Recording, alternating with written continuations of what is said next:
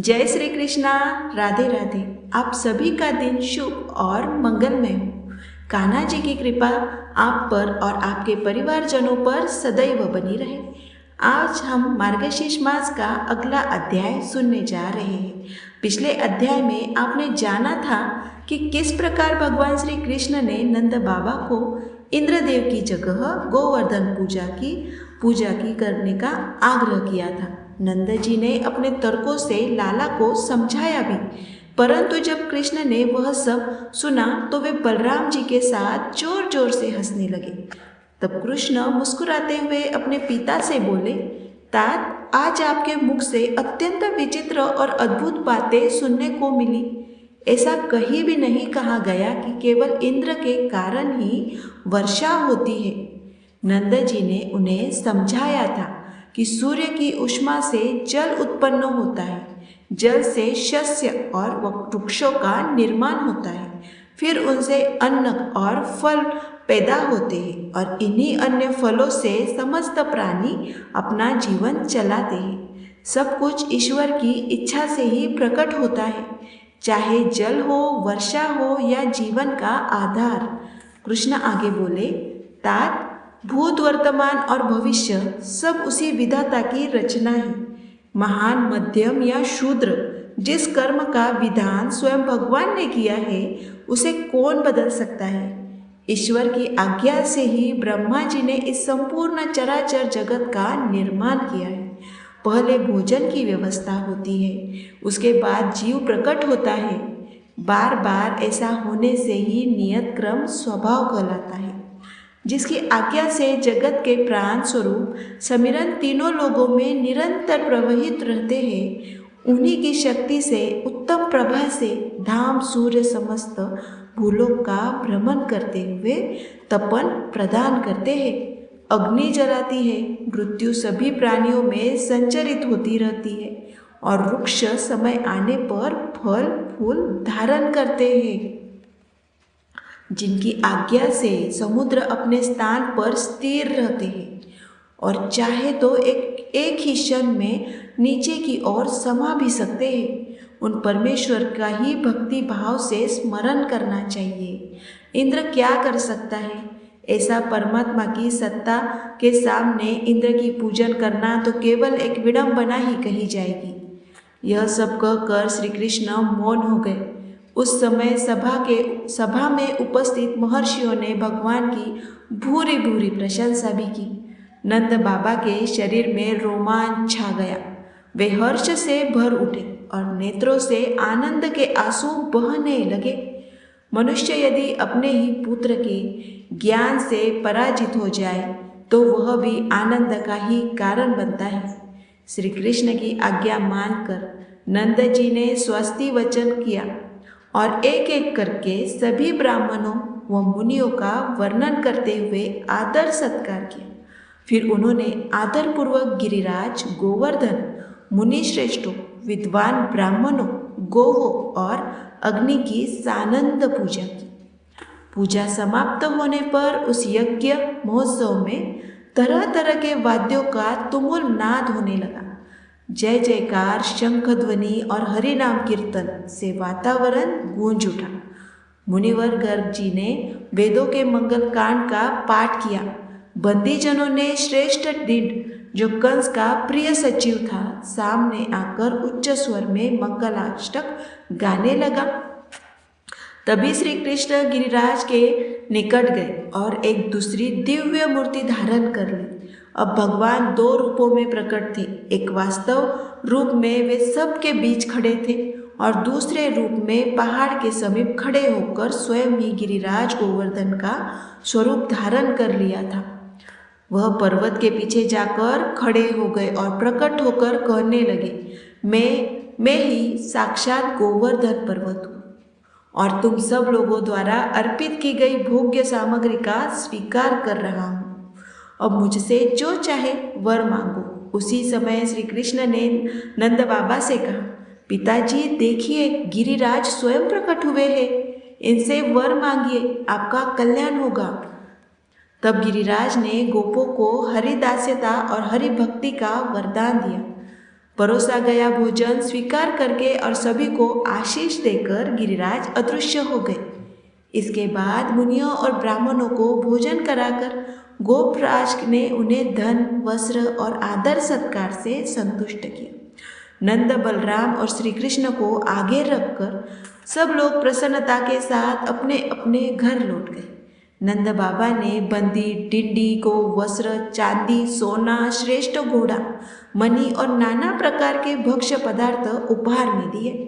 मुनि और ब्राह्मणों ने बलराम और श्री कृष्ण की स्तुति कर नमस्कार किया और फिर अपने अपने मार्ग का प्रस्थान किया। उसी प्रकार अप्सराएं, गंधर्व और किन्नर भी अपने लोगों की ओर लौट गए। महोत्सव में आए राजा और संपूर्ण गोप भी श्री कृष्ण को प्रणाम कर विदा हो गए।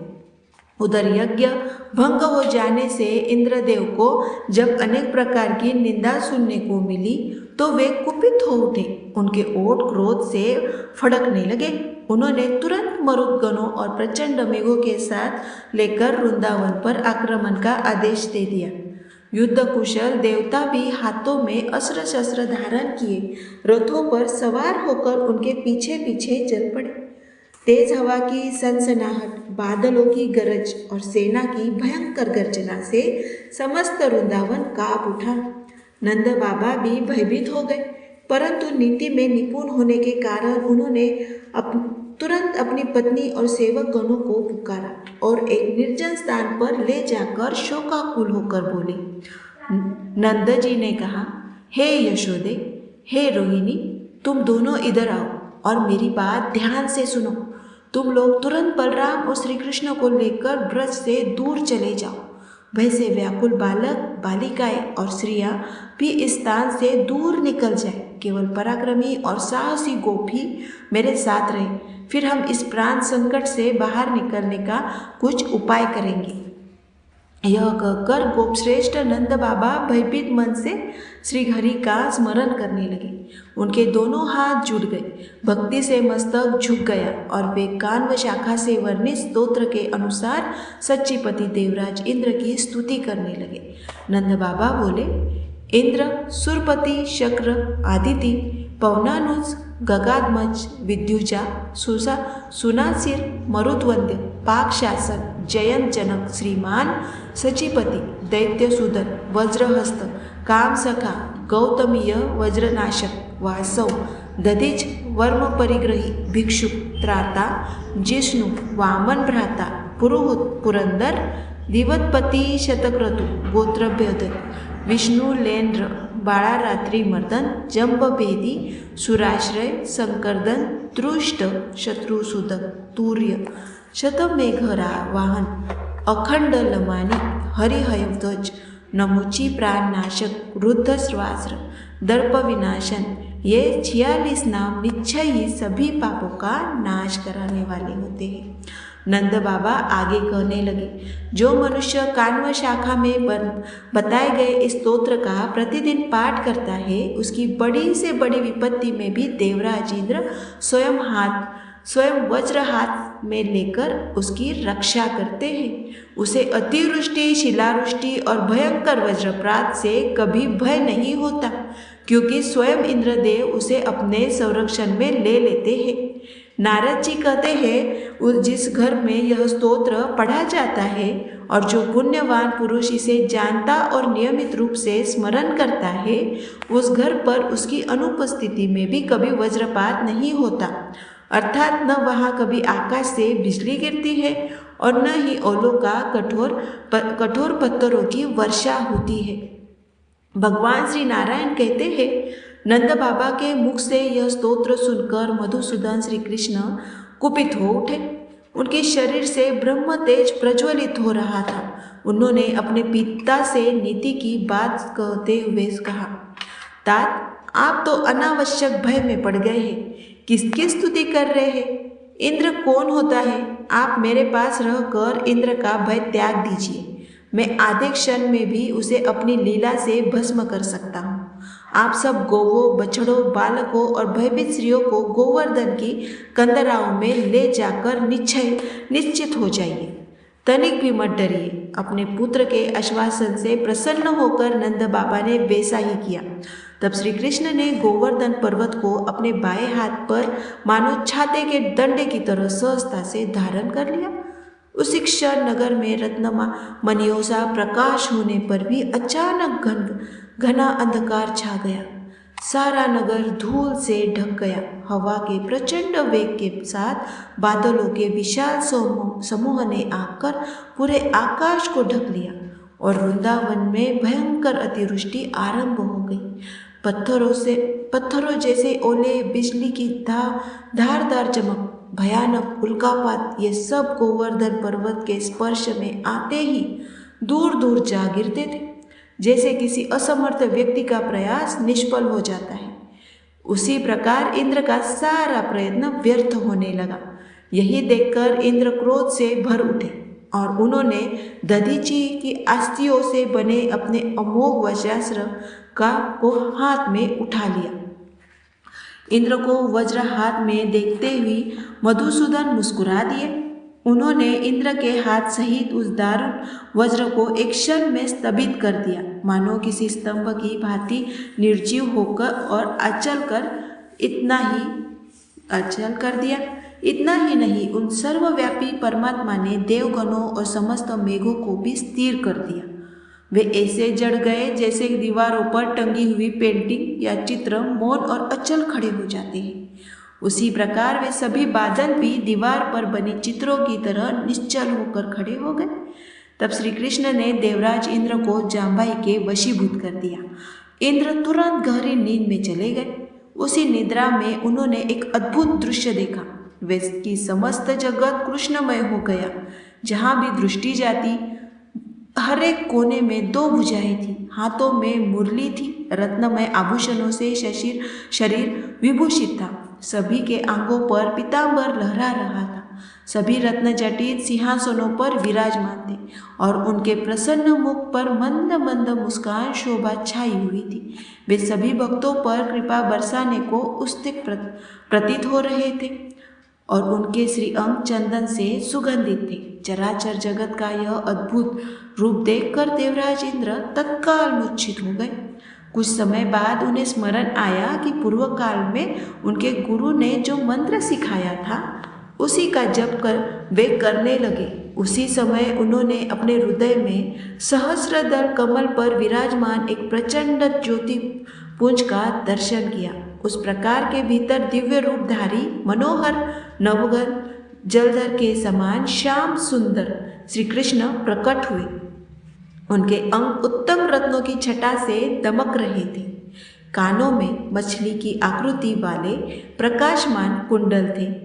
कंठम और वक्षस्थल दिव्य कौस्तुभ मणि से तेजोमय हो रहे थे। हाथों में केयूर, कंगन और चरणों में मंजीर उनकी अद्भुत शोभा बढ़ा रहे थे। अंदर और बाहर दोनों ओर अब उनका रूप एक ही समान दैदीप्यमान दिखाई दे रहा था। तब इंद्र ने परमेश्वर श्री कृष्ण की स्तुति आरंभ की। देवराज बोले, जो अविनाशी है पर ब्रह्म स्वरूप है, ज्योति रूप, सनातन, गुणातीत, निराकार और स्वेच्छामय है, जो भक्तों के ध्यान हेतु विविध रूप धारण करते हैं, जिनका श्वेत, रक्त, पीत और श्याम युगों के अनुसार भिन्न भिन्न वर्ण है।